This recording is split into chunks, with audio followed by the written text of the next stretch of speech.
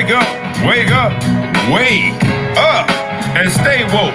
Because this is the Ball Hog Sports Talk with your boy, B. Brown, ESQ, a.k.a. the Ball Hog, a.k.a. the Mouth of the South. This is the place where sports, business, and entertainment collide. And we're going to give it to you rough, rugged, and raw. So come get you a spoonful, like some grits with butter and salt. You know how we do it in the South, y'all. Make sure you do not get caught in your feelings. Strap on your seatbelt and enjoy the ride. Come on, let's go. You know what it is? It's the Ball Hog Sports Talk with your boy, B. Brown, ESQ, a.k.a. the Ball Hog, a.k.a. the Mouth of the South, a.k.a. Mr. Excessive Celebration. We are in the building today, y'all. You know who we got. I don't come alone. I come strapped with the maestro himself, superhero DJ John Quick is in the building. What's up? What up? And look, I like he fired up. And you know, I know she fired up because she only knows one way, and that's to be fired up. I didn't see you already sending some messages back and forth on Facebook this morning. We have the Maverick herself, Miss Majestic Maya is in the building, y'all. And it is Friday.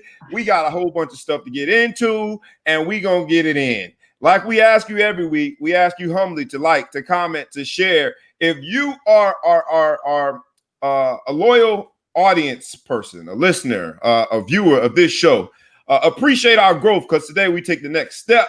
I got somebody who's producing it and doing a great job doing so. So please, if you would, in the comments, just go ahead and link somebody by way of the comments. And make sure that you share this with all your people in your network because we about to get in. If you don't know about the Ball Hog Sports Talk, you're going to learn today, as they say. It's where sports, business, and entertainment collide.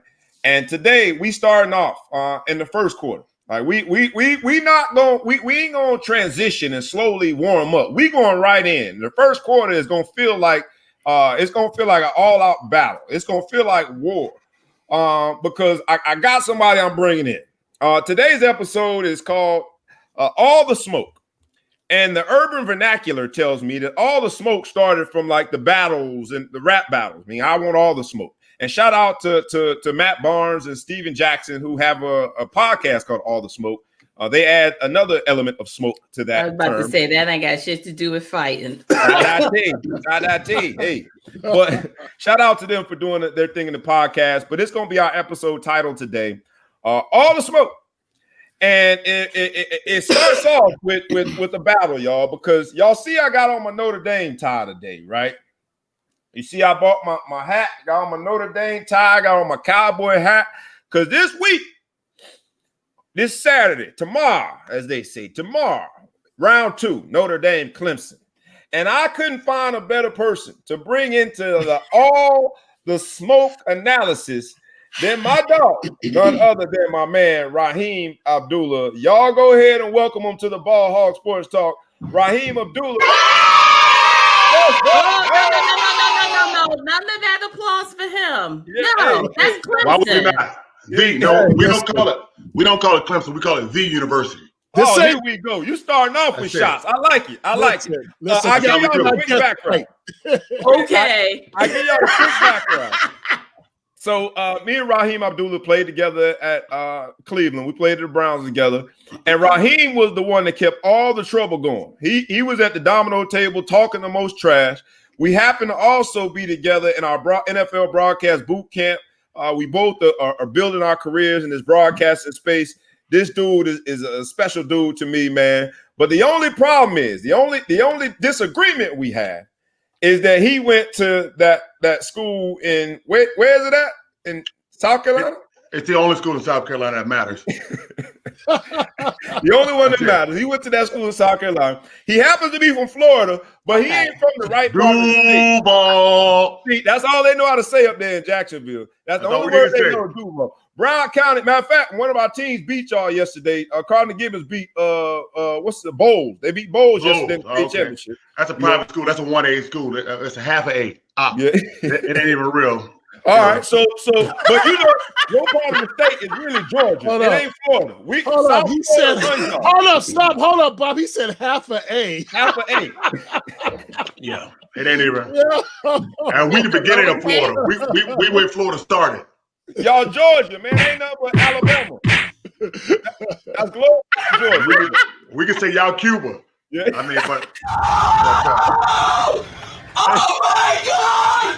Hey, so like I said, he has no problem sharing his opinion. So because we both are in this broadcast boot camp together and we both are building our careers, I felt like I didn't know I was gonna flip a coin whether we want to go professional route or ratchet, but we gotta discuss this whole Notre Dame versus Clemson part 2 and what's gonna happen. So I'm gonna tee it off by letting you start.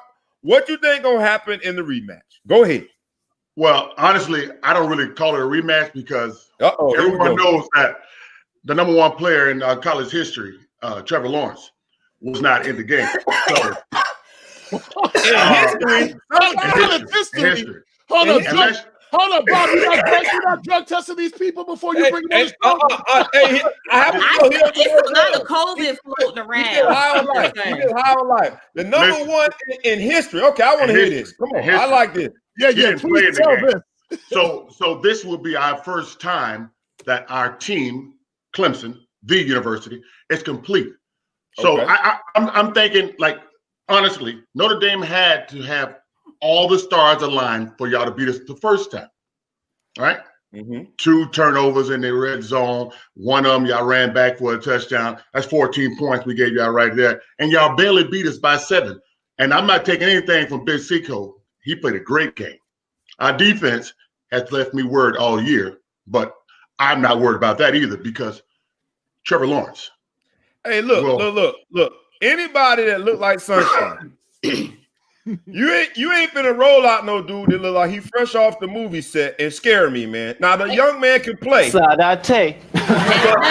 You consider that ogre-looking white boy is Sunshine. Sunshine. I want to see from the your movie. moon That's and your what he look like. Ethan.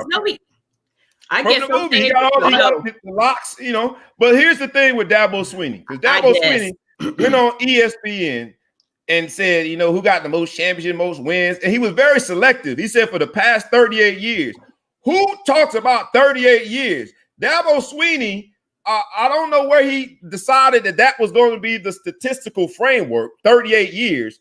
But for him to go on ESPN and make that statement, you know, Brian Kelly and them boys, because we brought a defense this year, and them boys heard that, and I think y'all gonna have a price to pay, my brother, not once, but not twice, because Notre Dame, and that's why we got this episode titled, All the Smoke. This is not your grandfather's Notre Dame, man. These boys want the smoke, and so here we go. What y'all gonna do? Listen, y'all don't want the smoke. Y'all, Notre Dame, honestly, you guys shouldn't even be, well, I take it back, because if Ohio State is allowed to play, then y'all should be allowed to play.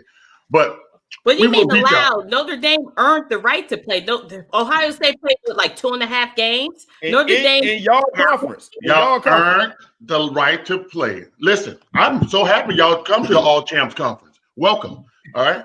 But this dude is 14 points. 14 points is what we're gonna beat y'all by. I said it's 14 points. 14 whole points.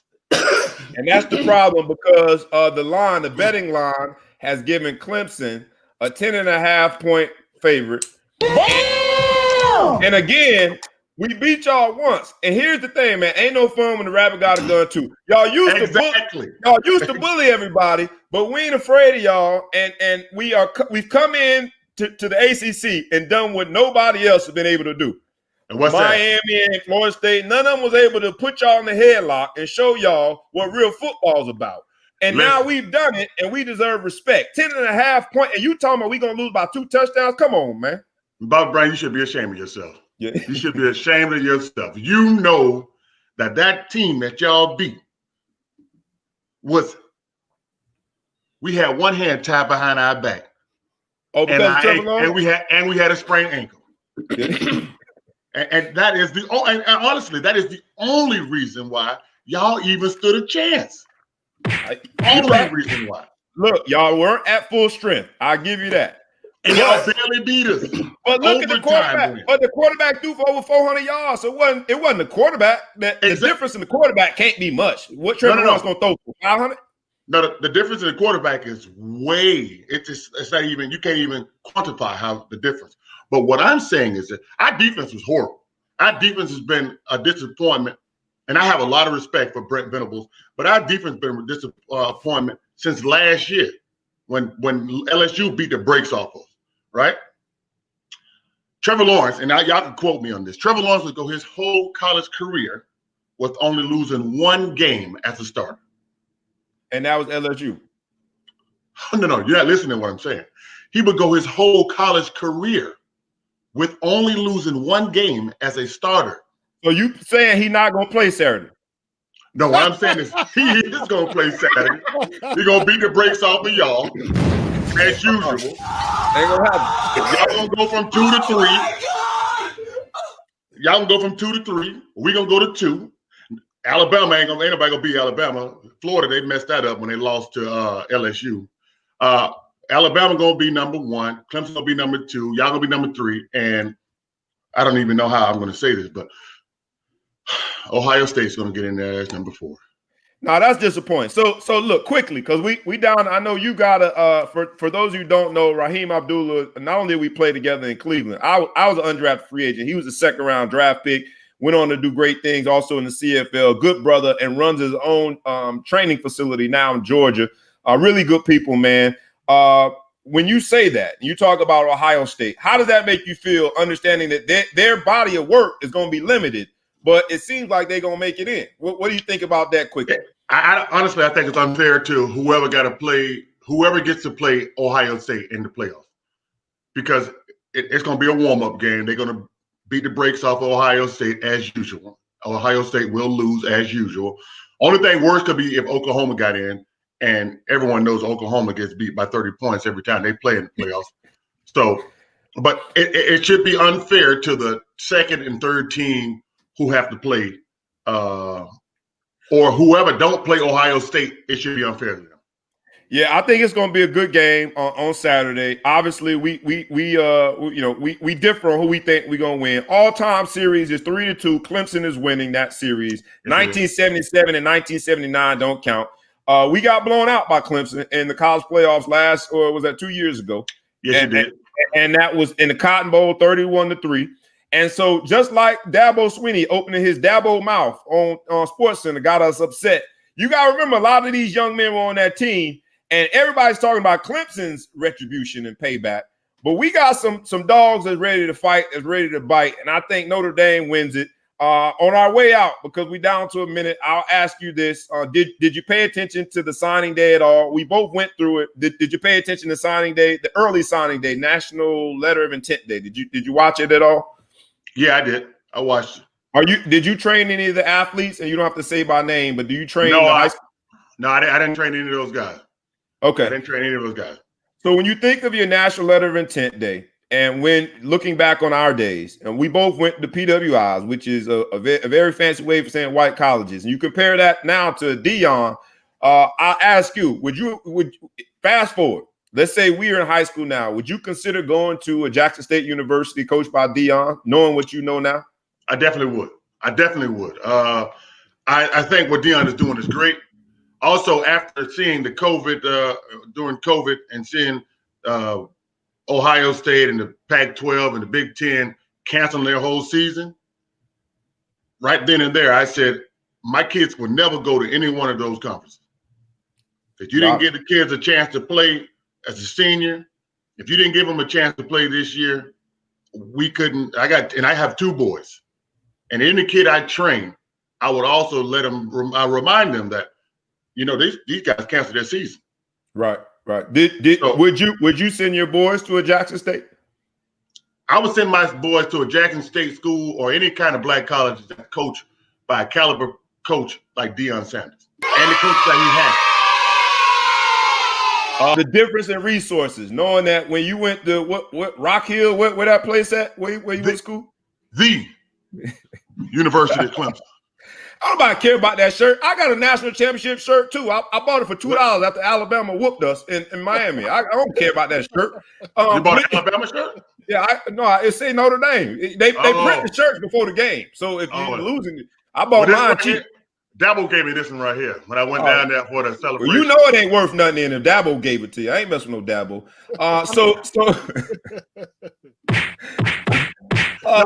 My brother went to Bethune-Cookman, and so that was a debacle. Well, that's why I was going to ask. Resources. Very last question, the difference in resources. Because in Rock Hill, they had resources. In Daytona Beach, Bethune-Cookman, what used to be Bethune-Cookman College is now Bethune-Cookman University. Resources are very different. As someone that's training high school athletes, as someone who was a second-round draft pick, knowing all of those things, comparing the resources, contrasting the resources, you still will be able to send your son to a Jackson State or one of the schools that have limited resources? Yes, I would, because of the quality of football that we're getting. Like, we're going there to play football and go to school. We're not going there to lay up in AC apartments, which I'm sure they have AC apartments at Jackson State. But I totally understand what you're saying, because I go down, my man coached down at Tuskegee, and I go down there and see some of their games, and just seeing the quality at Tuskegee, and then I go up to Clemson, and I see what we have at the university. And I know that it is total difference. It's night and day different. Right. But I don't see why that these black colleges can't get their stuff. And it might not be to the level of Clemson, because no one can get it there. Here you go. And we can get it somewhat, better than what they have now. And I think Deion is have a great I think Deion's going to do a lot for black colleges and the recruitment of black colleges. And you can see that already. Yeah, he's already doing it, man. Look, tomorrow night around like 9 p.m., don't try to send me the voicemail when Notre Dame does the unthinkable and doubles down. You just say run that back. I don't care about your little Clemson mug or your shirt or your orange headphones. I see what you're doing. I don't care about none of that. But what I will say is, don't send me the voicemail. And make sure that you come back to the Ball Hall Sports Talk. Everybody, y'all, thank my man Raheem Abdullah for coming, man. Bro, it's always good to see you. Keep on doing your thing. Let's get there, man. You too. Hey, B Brown. Make sure you call your boy Shane, because he called me when y'all beat us too. I'm like, Shane, I ain't talked to you in years. You called me, right? Everybody calls me when Clemson lose. That's because you talk so much trash. That's because you talk. Shane Walton. He talking about Shane Walton, y'all. Him and Shane are real close too, man. But yeah, we gonna call you again tomorrow. Now we gonna call you three-way, baby. So please, and don't block your phone. Yeah, and don't block your phone after Clemson dig off in y'all. Don't block your phone, please. And please guarantee us you'll come back to the Ball Hall Sports Talk. Appreciate you, fam. Definitely. You All too. right, bro. Yep. Peace. Later. That is my man Raheem Abdullah, man. Look, I think it's going to be a great game. ACC championship. I think Notre Dame does it again. I don't know. I haven't looked at any of the comments. I love to hear what y'all think. A 10.5 point spread is sort of a slap in the face. 10.5 on a neutral site game. I know the superhero DJ John Quick. You've been around us long enough that you are somewhat of a Notre Dame fan. I know you were a big Jerome Bettis fan too. So I am. By association, I hope that we got your support tomorrow. We're gonna need it, because Sunshine, aka Trevor Lawrence, will be in the building. It should be a great game. And that's what we have for the first quarter, y'all. When you talk about that whole all the smoke, I think that it you think about the confrontation between people. I talked about it from a Notre Dame versus Clemson standpoint. But what we teed up in the conversation with Raheem is that Deion specifically in some of these HBCUs and their football programs also want all the smoke.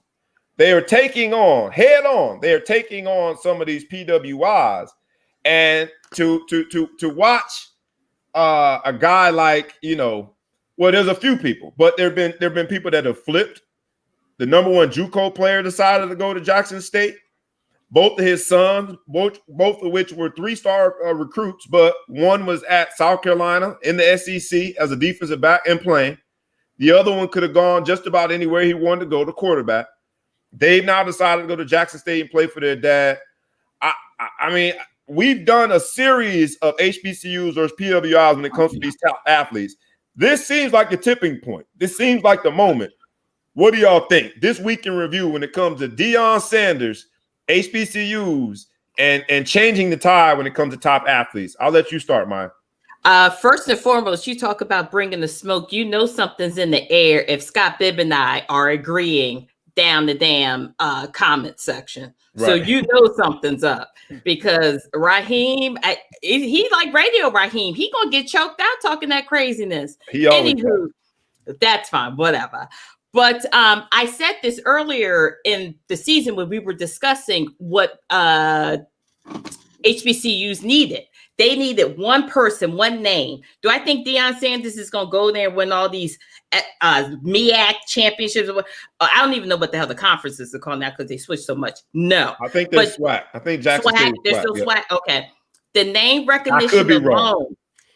I don't think he's going to be a great coach, but the mere fact that you have a Hall of Fame coach, a Hall of Fame player that's coaching, that's going to bring in the cameras, and he's so boisterous anyway, that is great. I'm all for Black people, young Black men, and just Black people in general, just turning the tides. We are great. On the field, off the field, we could do whatever.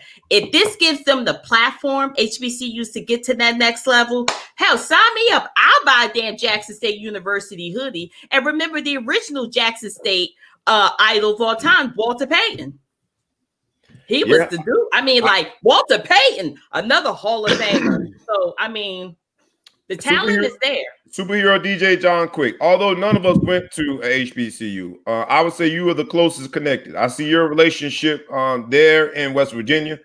I know some of the things that you've done on the entertainment side. You know, beyond Greek affiliation, how you've done stuff with HBCUs. When you see this week in review, when it comes to Deion, his recruiting, and how the tide seems to be changing, what do you think? Well, first of all, actually, let me correct you. I actually did attend an HBCU before I went to my PWI.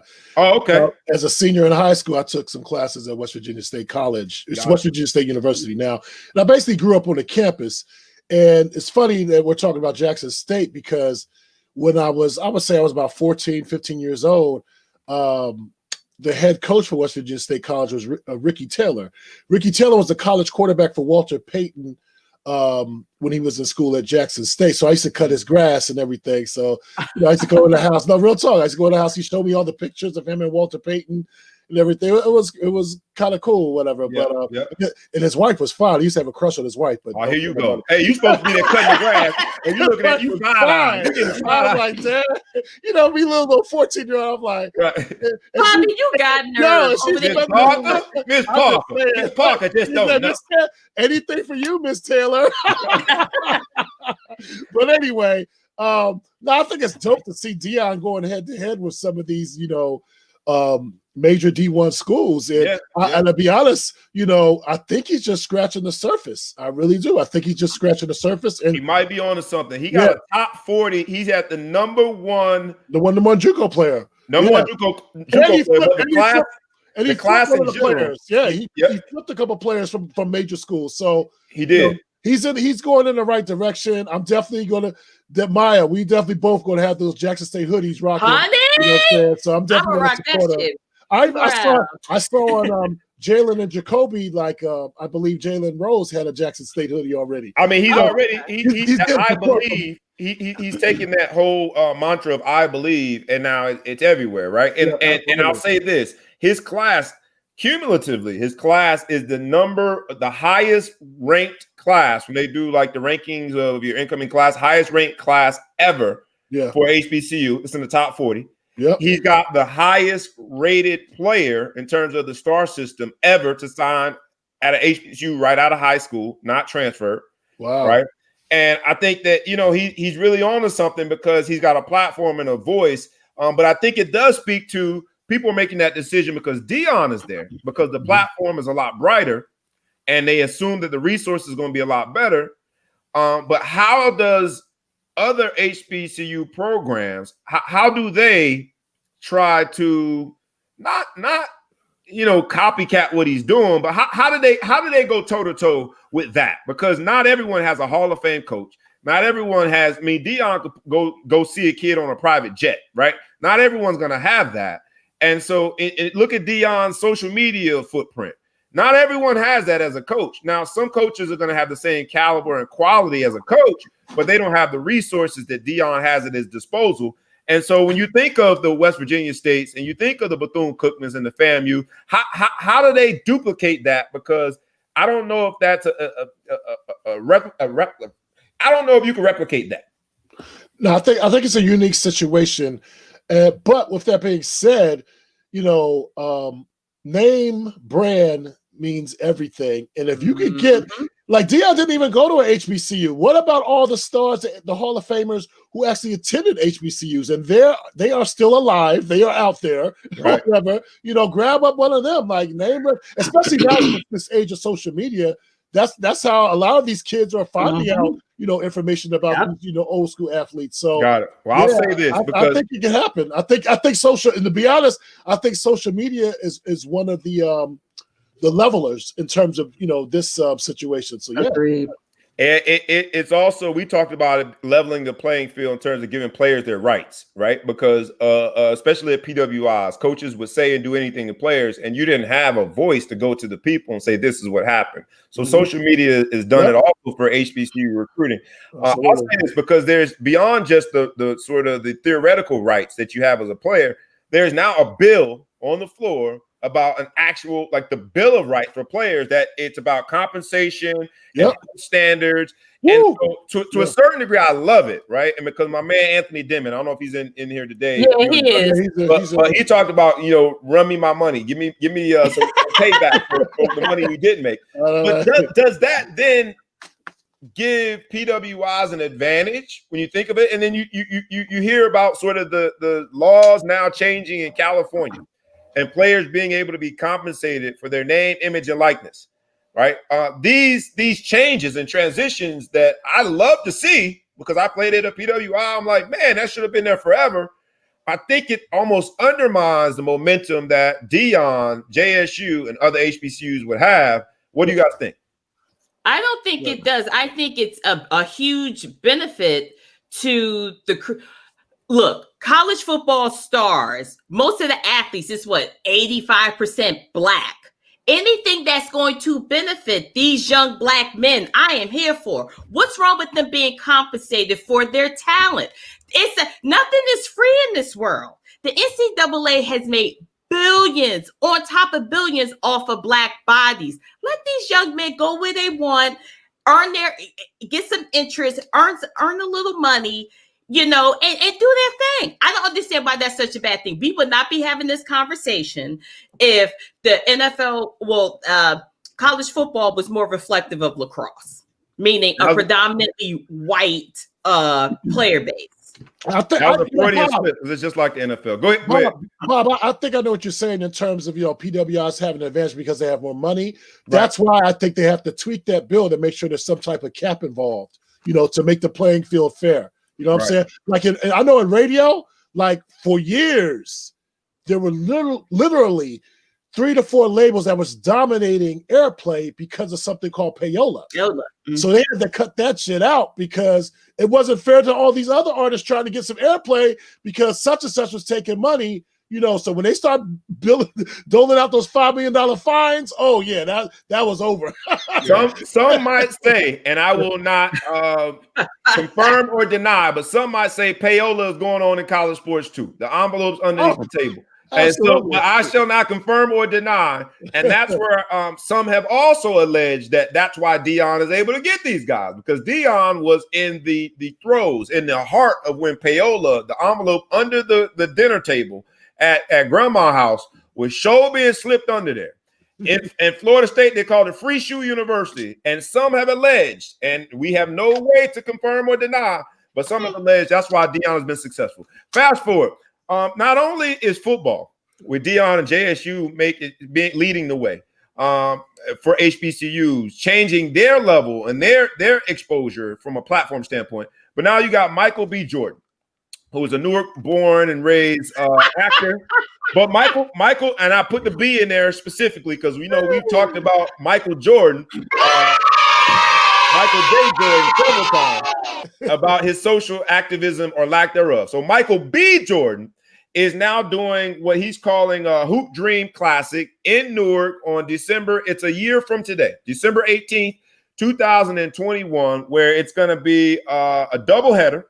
It's going to feature and highlight Black HBCU basketball programs. It's going to have a cultural immersion aspect of it that has a battle of the bands, a live musical experience, film festivals, cultural events. And wait. You missing something. No step show?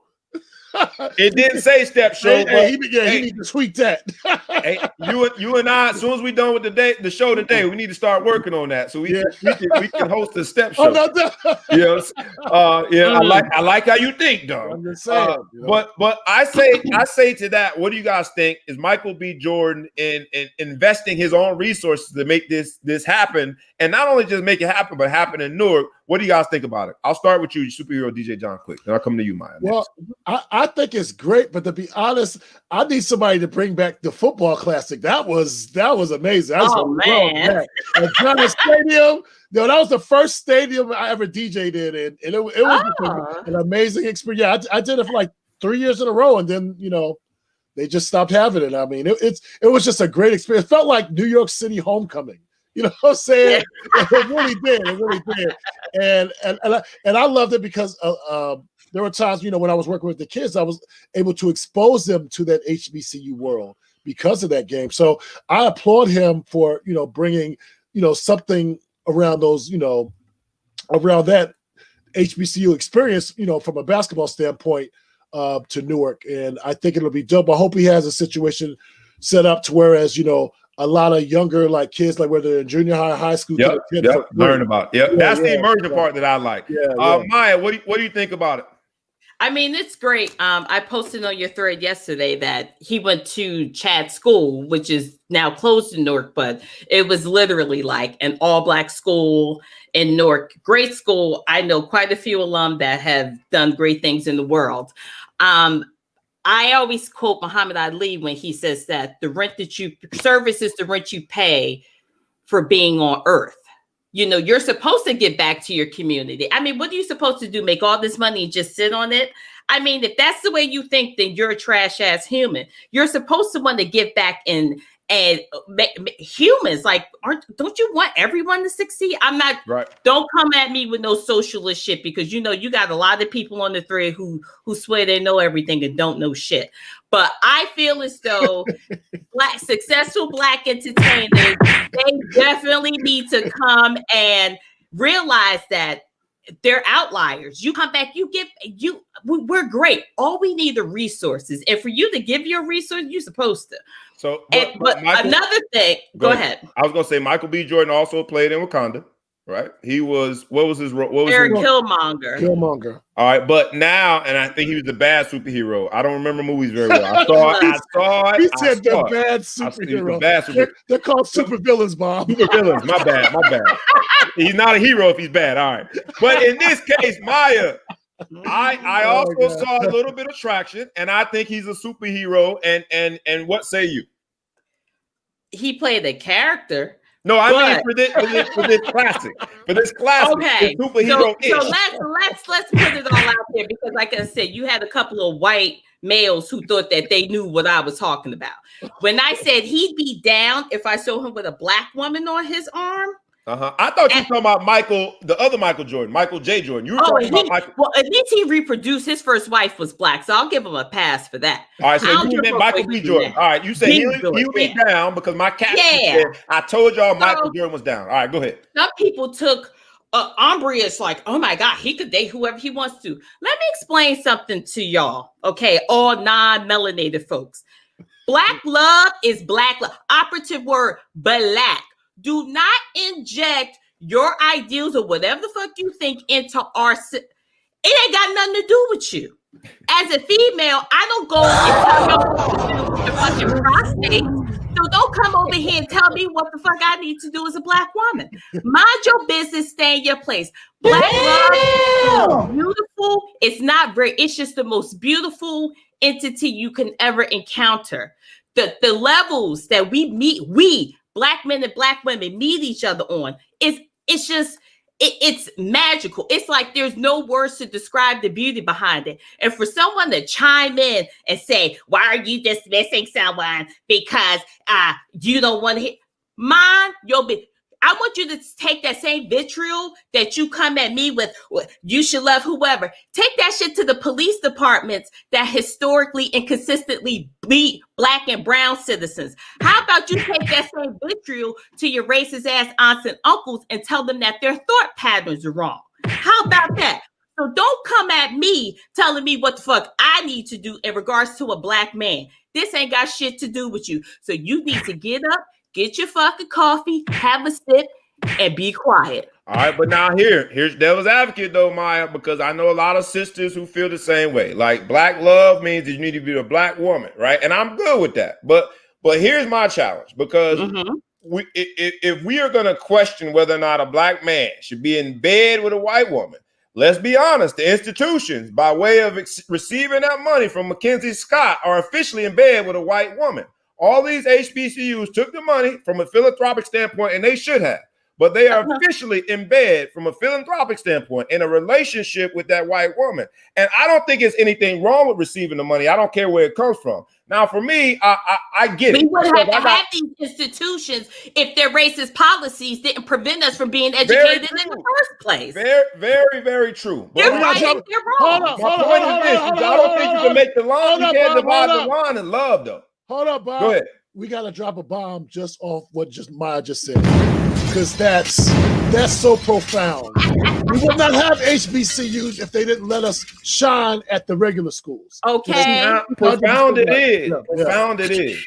But at the same time, let's also be honest that the alum, year after year, decade after decade, generation after generation, from the same alum, I'm the proud son of a mother who went to Bethune-Cookman. It used to be college, Bethune-Cookman University. I got a sister went to Hammond, sister went to Howard. I have no problem with acknowledging why they're in existence and how profound and amazing the institutions are. What I'm saying is that it's tough to divide that line, because nowadays we got a lot more access to white folk, and love is love to me. That's just how I see it. And I think that from a philanthropic standpoint, it's smart to take the money from Mackenzie. Absolutely. Scott. Absolutely. Those are same alum that complain that people aren't giving. Like, I'm not negating that. Perfect example, like, okay, so Glassbart just said, what about Serena Williams marrying the Caucasian billionaire? We talked about that on the show. Right, he's not a billionaire. And before she married him, Serena Williams was with Drake. She was with Black men. Hold Michael B. Jordan. You don't ever see nothing dark on his arm. I know, Maya. All right, and we'll move on because we'll never agree on this. My point is this, Maya, is that you just outlined it perfectly. A lot of sisters get fed up with brothers and then decide to look other places. And I've heard sisters that I think are amazing sisters celebrate that decision. It just seems that as Black men, we still have that hanging over our head that when you and look, my wife is both, right? She's biracial, but she got checked the box black. But she's Black, right? But point being is that there's a time where even that wasn't enough. When you went on a campus, a PWI campus, and you dating a light-skinned sister, like why he gotta date the light skin? Now it's moved now, and it's more about you dating white women. But I think love is love, and I totally get both sides, because there's a frustration and that we were robbed and we were raped, and I understand the brainwashed. I understand frustration. I just think that as long as people are doing right by each other, and I think Michael B. Jordan in this effort is trying. I don't care who he married to, but I love to see you going on it, sister, because you are consistent. I will say that. Before I know I see the messages, Ellis. All I'm saying is this. I don't give a shit who's sucking, who doing whatever. Do you? Because at the end of the day, when people receive and give all these things, they're happier people. I'm here for it. But my thing is this: do not try it just seems false. If that's who you like, that's who you like. Don't try to overcompensate on, I do all this for the Black community, so you guys should love me, but here's this white woman. Look, I got you. Look, now y'all know I love Robert De Niro, and I swear to God, if that man came in this door right now, I'd be like, shit, call me Mrs. De Niro, my secretary. Yeah. But what I'm saying is that I need you to be consistent and don't do this because of that. I'm doing this because I want to take the heat off of that. Do it because it's sincere. That's all I'm saying. I was just speaking up for look, and you get the last word on it. I know a lot of my friends, they brothers who got the white women on their arm, man. Shout out to you if they loving you and you loving them. And as Maya said, season the chicken and wash it. I ain't mad at it. All right, look, now we got the halftime report. Normally the halftime report, we gonna make it a little shorter today because we went long in that segment. This halftime report is brought to you by Excessive Celebration Entertainment, where we do more than just party. We make sure that your event is an experience. And because we're talking about experiences in the entertainment space, we have our resident expert, superhero DJ John Quick. I don't know what you thought about Ashanti needing to, I guess, forfeit the Verzuz battle versus Keisha Cole because of COVID. Any opinions about it? I wasn't really excited about that battle anyway, but I do wish her a speedy recovery. The fact that she had to cancel though brings us to our another entertainment news story.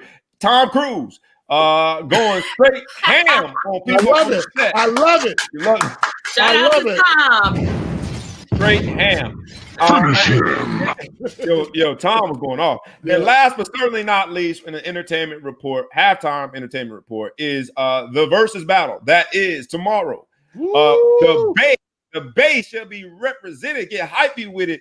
Is E40. E40 verse Too Short. Y'all know how we do it. Before the Verzuz battle, we gotta ask the resident expert, superhero DJ John Quick himself, the maestro. What you got, dog? Give us the Verzuz analysis. What's gonna happen? Blow by blow. What you say, bro? I initially I was gonna answer you with a lot of analysis, but. I don't think it's even necessary, man. When I think of this Verzuz, I think of one thing. Hey.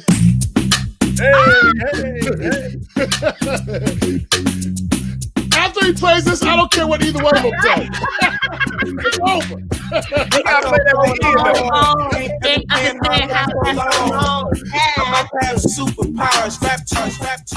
Listen. Oh no, you gotta let that ride. Listen. It should listen. After he plays that, I don't care when he plays it, whether it's the song or whether it's the tip song. The battle's over. Yeah. That is one of the top 5 hip hop songs of all time. Ever. All right, so we gotta ask our audience. Who you got, because people had like they forget that like after the Verzuz battle, they'll pretend like, oh, I was riding with them the whole time. Tell me who you got, because I want to document it. I want it in the thread. I want to be able to look back on this and say, such and such said that Too Short was going to win, or such and such said E40 was going to win. Make sure you document it. I want to know who you got. Now, I think the Bay Area and the sound and the authentic cultural sound that has been Bay forever is the ultimate winner. But we'll love to figure out who y'all think gonna win. All right, we're gonna hop into the third quarter, man. I posted an article this week about the MLB, Major League Baseball, finally recognizing Negro Leagues stats and their accomplishments. And I want to hear from both of you, but also from our audience. What do you think about the story? Because I posted also today the article by The Undefeated, and it just gave a different angle about it. Where initially I celebrated. I got to be honest with you. I was happy. Like, oh, yeah, finally, right? And then as I read the Undefeated article, I'm like, I fell for the banana in the tailpipe. Mm-hmm. Because you're welcome, which is sort of the positioning of this decision. That it's kind of like, you should be happy that we're making this decision. It's very different than I'm sorry.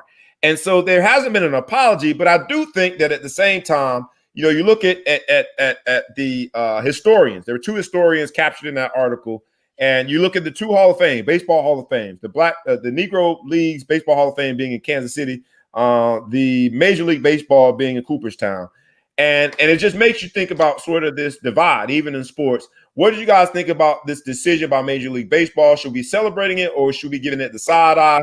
Or some combination of both? I'll start with you, Mike. it's just, this goes into why it goes so hard for us Black people. It's like we're going to give you something that was rightfully yours anyway. It's just insulting. They can't just claim our greatness. Leave us alone. This is why we have the Negro Leagues. This is why we have HBCUs. We just can't be great. And when we put all the information, all the data, because everyone's driven by data, we put it in front of you, you still try to find a way to dismiss us. Right. Man, fuck Cooperstown. I'm gonna go up there anyway. It's drab as hell. Well, Cooperstown now is going, but Cooperstown probably now, and I think there was a question on here: what happens to the Hall of Fames? What happens to the Negro League Hall of Fame in Kansas City? But I'm assuming Cooperstown now is going to house all that information. Superhero DJ John, quick, did you have a feeling one way or another about this decision by Major League Baseball? Well, hold on. Why is Cooperstown going to not house? I'm not saying that they become the de facto only Hall of Fame, but by acknowledging these statistics, I'm assuming that they also will include in Cooperstown some of the Negro League baseball history. Well, there's going to be a whole lot of erasing because, so I cannot, I hope they do erase the records in terms of, comparison to the Negro Leagues and the major leagues, because, listen, there's a lot of great Negro players that a lot of us have never heard of that are going to have better statistics than some of our, more decorated white players. And I just want to know, is fragile ass America going to be able to handle all of that? That's my question. Who cares? In a weird way, for our first time ever, we got a comment from the green room in the back. My man Raheem Abdullah asked a very pointed question. Why do we in CAP need their approval? And I think that's a very pointed question, right? And I only say it from the coming from the green room because you can't see it in the comments, but I think it's a great question. But I think it ties into, oddly enough, the conversation we just had in the second quarter about PWIs versus HBCUs, because in the undefeated, it's talking about sort of when this happens, right? And it talked about the Jackie Robinson effect. When integration, when we celebrated it, really was a way to cover some of the beauty that was in the Negro Leagues baseball franchises. It was 7 different organizations working, and we sort of forgot about it and just accepted things because of this integration.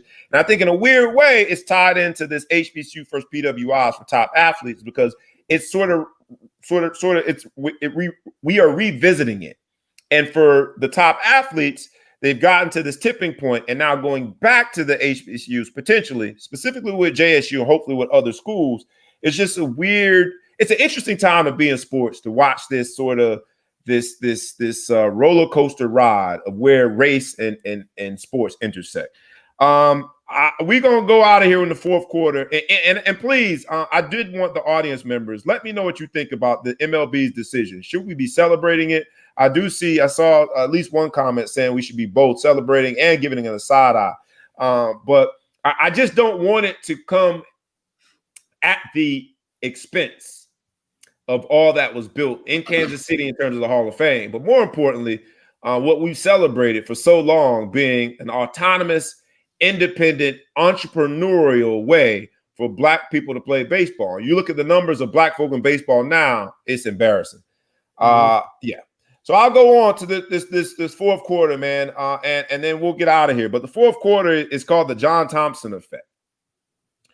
And for that, I haven't posted the article yet, but there's something also that was an article written in the Undefeated that talked about John Thompson meeting with this drug dealer when Alonzo Mourning and another player, JT, I can't think of his name right now, but were reported to be hanging out with this drug dealer.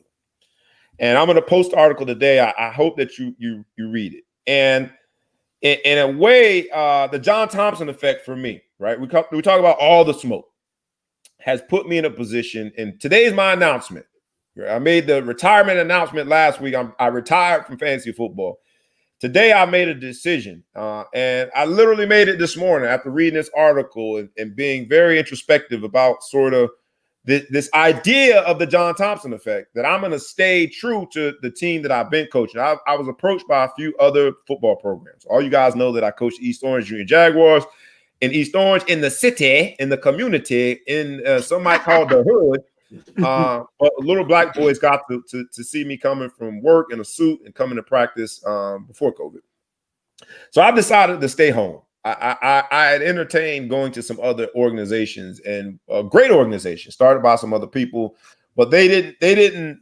Those teams and those organizations don't look like the one that I coach for now. Meaning they got a lot more diversity. They got white folks, Spanish folk, all this, but it ain't predominantly black. It ain't predominantly households that might not have the structure that my household I'm blessed to have. So I've decided because of this article to stay home, and I want to talk to you guys about this Thompson effect. John Thompson not only saved Alonzo Mourning and JT in this particular story, but John Thompson was the one guy who, after Allen Iverson went to jail, honored the scholarship offer. And I want to talk about it in the context of the story in Texas. We have this cancel culture now that wants to write off these young men immediately. But strong, powerful black coaches. Now, they aren't only great coaches, but they're pillars of the community. And so shout out to the late, great John Thompson for his ability to stay true to serving not only the athletes that he coached, but the communities in which he was in. You look at all the work he did in DC. You look at the fact he didn't give up on an Allen Iverson. If we were in the cancel culture during the Allen Iverson days, a Hall of Fame career might have never happened. And so the Thompson effect for me says that we need more pillars, more strong, upstanding black men and women to be in our community, to coach, to lead, to mentor. And we need to learn from the John Thompsons of our past. And that's how we change our tomorrow. I don't know if I sprung this on you guys with really no backdrop whatsoever. But John Thompson, someone I always looked up to. I always noticed that their rosters were full of black kids. I thought Georgetown was a HBCU. Me too. I didn't know that Georgetown was a subdivision of DC that was anything but black. And Georgetown, the university, is predominantly white and Catholic. What do you guys think about the Thompson effect? I made my decision. I'm staying home, y'all, because of this article that I read and just the inspiration that John Thompson and his ability to we got a unique understanding with several different worlds. I like to call it the island that we live on, right? John Thompson was able to go and speak to this drug dealer because he understood the dynamics of that communication while coaching at a PWI. I don't know if you guys have an opinion one way or another, but shout out to John Thompson, man, and the fact that he was such a mentor, leader, and strong black man amongst those rivals, amongst those challenges. Go ahead. You know what? I would say it has a lot to do with versatility. All of the black people I know that are successful are versatile. These are the same people that could talk to, Debo, shout out to Tiny Lister, the either the neighborhood bully or the doughboy, and still go into a Goldman Sachs meeting room and shut it down, a conference room. So it's like, we have to be versatile. This is why when we succeed, we fucking blow it off the charts. When other people, they don't have to be able to adapt to change as frequent and consistently as we do. We always have to switch up. always. The way I come on this show and say, fuck this, fuck that, suck a dick, blah, blah, blah. I could never do that if I'm in FIDI meeting with our LPs, our limited partners for the people we get billions of dollars for the company I work with. That's not going to happen. I know that I'm going to have to look a certain way. I'm going to have to speak a certain way. I know that this is why I get paid twice a month consistently. I have to adapt. Okay? Why other groups don't have to do that. I don't know about Hispanics. I'm not Hispanic. White people, they don't have to adapt to shit. The world is theirs. This is why black people, my people, are so successful. The ones that are versatile, the ones that could switch it up. Shout out to Dr. Adams, the code switchers. This is why we dwell and we survive. And I get it.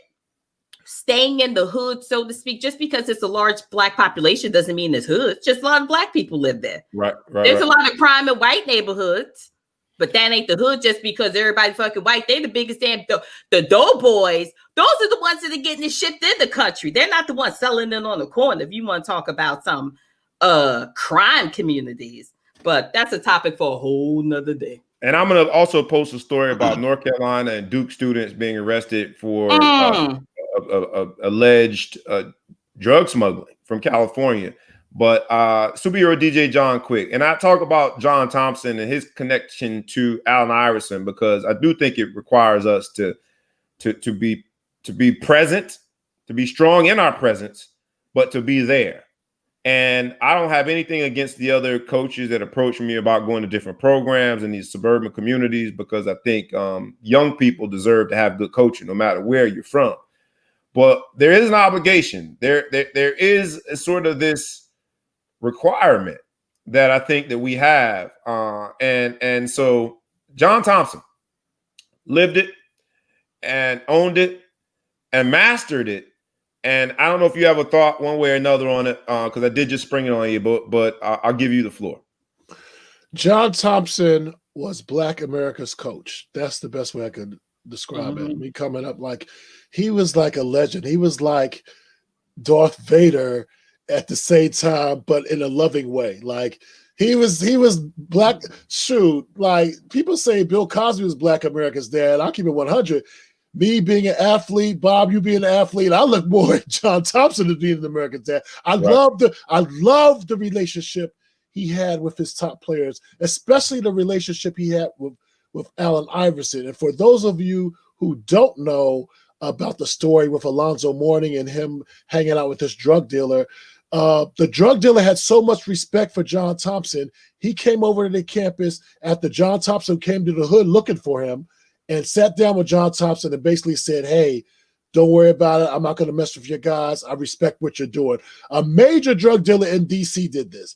That's how much respect John Thompson had, not only on a national level, but in the hood as well. And much respect, man. Like, you know, I shed a tear when that man passed away because I knew the effect he had on young brown bodies. You know, and you know, he's always carried himself with class, whether he was coaching, once he was in the broadcast booth, which he was great at. You know, like Maya said, like, you know, most of the Black heroes that we know of, they've been always very versatile. And he was definitely one of those. Like, he knew how to dance every dance, and you know, I'm just glad we're talking about him today. And, you know, salute the coach, the late, great John Thompson, man. Real talk. Yeah. Straight up. Now, I got to connect it to the story of Texas, though. The young man being out of his mind and attacking this referee. And I sort of defended him. And I think that because information age, we get the information so quick, there's going to be emotional reaction to it. Now that we've had a few days, this young man, if you've been hiding under a rock and you don't know the story, a young man attacks a referee that ejected him from the game. He has since apologized. And I said our cancel culture sometimes responds too quickly. And this young man is now been prevented from wrestling. And I wasn't defending his action because his action was wrong. What I was defending is the process and saying, and when I say process, not only the process of whether or not he can still be engaged in Texas collegiate high school sports, but the process of maturation, right? Because there's things that I did at 17 and 18 years old that, thank God, social media wasn't around, right? Thank God camera phones weren't around. Thank God, right? Thank God we did not live in a cancel culture. Thank God that I had stalwart people, human beings that poured love into me as opposed to pour their opinions on top of me.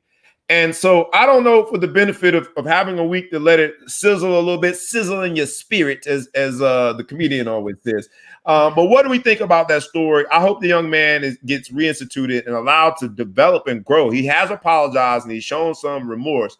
But in the same world, in the same country, in the same time, that we have a man sitting in the executive office that can emotionally tweet anything and apologize for nothing, be caught on camera saying that he can grab women by their genitalia because they can do nothing about it because he's powerful. In that same world, we're going to judge a 17, 18-year-old kid and throw him to the wolves. And I just think it's a little bit too much, too far. And the cancel culture is, I think, the reason behind that. I'll give you guys in 10 to 20 seconds what you guys think about it, and then we'll go home and close it out. Two things. 45 has the complexion for protection, so we're not even going to talk about that. I think this young man we're talking about in Texas, I don't know if he was black, Hispanic, but he's definitely a person of color. He looks Hispanic. A person of color. And then he has had multiple instances. This isn't the first time. The issue I had was the fact that they literally went after the entire district. They penalized coaches, teammates, and whatnot. Now, that could be because he has consistently done these things, which has been proven that he has, and they got fed up with it because that man literally assaulted that guy. That's assault and battery. That's a felony. So the punishment does fit the crime for him. Other people feeling the effects, that was a little harsh, but you got to check that young man because he gonna be on fucking Killers 101. Yeah, he got to fix that. He got to fix it. And I know you worked in the space, superhero DJ John Quick, so I think you were a little more on the fence like I was about the reaction and how we proceed from here. I'll give you final word before we go home for the week. I just think that this is another case where the urban community doesn't take clinical work serious. Like this boy needs to be in therapy. That's what needs to happen. He's young. He made a huge mistake, and it seems like there was a pattern, and the pattern was ignored. And I believe that's why they ended up, punishing the entire district. I felt bad for them, but one time is one thing. It happens another time, twice. You need to address that. Right. And I think because we're so conditioned in the Black and brown communities to, all that boy needed some belt or whatever, what I'm saying, instead of seeking out mental health, mental health help, I guess what I'm trying to say is mental health help. Right. Real talk. Like a professional. Yeah. Like, and you might be professional at letting that leather go on somebody's butt, but there's a different level of professionalism when it comes to mental health. Absolutely. And the problem is, it's funny because in the white communities, they brag about having therapists, but it's like in the Black communities, you're ashamed. You're just called crazy and all that nonsense. Right. People need to understand having mental health issues is the same as having physical health issues. If you break your arm, you're not going to just sit at home and be like, tough it out, suck it up. No, you're going to go to the doctor and put a cast on it. Rub some tussin on it. Exactly. So it should be the same thing with your mental health. And, I've been preaching this and, just, trying to get Black folks to understand, like, take your mental health serious. And this young man needs some serious counseling because, as Maya said, he will end up on some TV show where we're talking about how he murdered 5 people, for stepping on a sneaker. You know what I'm saying? So 1 is an accident, 2 is a trend. Exactly. Remember that. Exactly. Well, I'll say this, man. A part of that mental health therapy is also being able to look at coaches that look like you and they really understand the situation that you're going through. A part of that complexity of us having to navigate so many different worlds is that we have a sincere understanding. And so I say that as a message to myself in my decision day and deciding to stay home with the East Orange Junior Jaguars versus going to what could be greener grass on the other side. Because what they say, our ice cubes are cold too, what they say about our community. But I think as coaches, man, and as people who succeed, we got to remember that. So as we talk about deciding to go to an HBCU versus a PWI as an athlete, let's also remember as community members, as residents, where we decide to live, where we decide to purchase and support in terms of retail. We have to live our creed, if you will. And so with that, I will say once again, as we ask you every week, we ask you humbly, please like, please comment, please share. This is the Ball Hog Sports Talk, where sports, business, and entertainment collide. E4O, first short dog. You know what it is? It's the Verzuz battle. The last one of the year, baby. I'm going to be seeing who votes who. I think I got to go with Too Short, man. That's very easy. How do you beat that? He can hold that in his pocket to the very end. Like, boom, it's over. It's over. It's 3 other songs from E40. Look, y'all. Look, it's Friday, man. Count your blessings, man. appreciate them. Although this pandemic is still hanging off our head, please be safe. I will say this, that I lost someone very special this week, man. So take care of yourself. Wear your mask. Wear your mask. This is the Ball Hog Sports Talk with Sports Business Entertainment Live. It's your boy, B. Brown, ESPN, a.k.a. the Ball Hog, a.k.a. the Mountain South, a.k.a. Mr. Accessible Celebration. Herself, Miss Majestic Maya, and she is Maverick. Our maestro, superhero DJ John Quick. This has been our show for the week. Join us next week. Please like, please comment, please share. It only costs 3 minutes. No, not even 3 seconds. Like, comment, share. Do that. Peace.